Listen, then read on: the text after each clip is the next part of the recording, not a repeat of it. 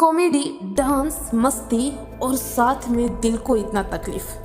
सोचिए, जब ट्रेलर इतना एंटरटेनिंग है तो मूवी कैसी होगी। जी हाँ, खेसारी लाल जी के फैंस के लिए बहुत बड़ी खुशखबरी है, क्योंकि अपनी हर मूवी से अलग इसमें भी अपने फैंस को थिएटर्स में पूरे टाइम बांध के रखने वाले हैं।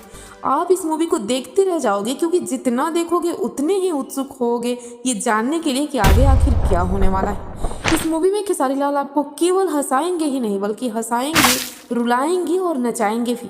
साफ शब्दों में कहे तो ये मूवी बॉलीवुड के लेवल की होने वाली है, यानी बॉलीवुड को टक्कर देने वाली है, जिसमें खेसारी जी और मधु जी लंदन में कभी झगड़ते हैं तो कभी रोमांस करते नजर आने वाले हैं। और इन दोनों के बीच में जो ट्विस्ट डालेंगी वो है ग्रेस, जो कि एक विदेशी यानी फॉरेन हीरोइन लग रही है।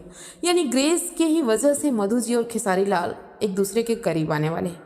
पहले मूवी के इंटरवल तक ऐसा लग रहा है कि आप केवल लंदन में एंजॉय करने वाले हो खेसारी जी के साथ, लेकिन मूवी के द एंड में आप दिल से रोने वाले भी हो, जब खेसारी और मधु जी के प्यार के विलेन बनेंगे इनके पापा।